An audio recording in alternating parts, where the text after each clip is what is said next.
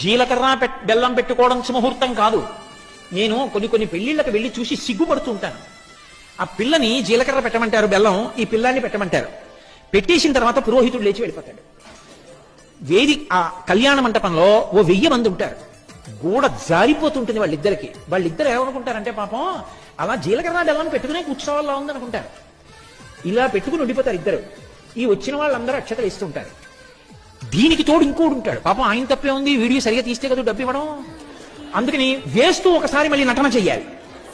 వాళ్ళు ఈ మెడతగిపోయిన కోళ్ళల్లా ఇలా తిరిగి చూస్తుండాలి. ఓ పక్క మెడనిప్పి, ఓ పక్క గోడనిప్పి.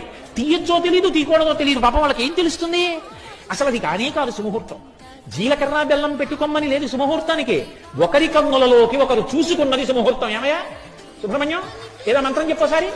అఘోర చక్షు అనుందా లేదా మంత్రం? నేను ఈమె కన్నులలోకి ఎప్పుడు చూస్తున్నానో అది శుభముహూర్తం. ఆమె నా కన్నులలోకి ఎప్పుడు చూస్తోందో అది శుభముహూర్తం. అందుకే తెర దింపుతారు. అప్పటి వరకు ఒకరినొకరు చూసుకోరు. ఆ సుముహూర్తానికి ఒకరినొకరు చూసుకోవాలి. వీడియోల వంక చూడమనకూడదు. వాళ్ళని ఒకళ్ళ కళ్ళల్లోకి ఒకళ్ళు చూసుకుని వృద్ధాప్యం రాకుండా ఆనుకూల్యత కొరకు జీలకర్ర బెల్లం పెట్టుకుంటారు ఒకళ్ళ తల మీద ఒకళ్ళు. అది పెట్టుకున్న తర్వాత చేయి తీసి ఇచ్చు. అంతేకాని సుముహూర్తం అంటే అసలు కళ్ళల్లోకి చూసుకోవడానికి వీలు లేకుండా తెర నుంచి పెట్టించేసేసి నొక్కే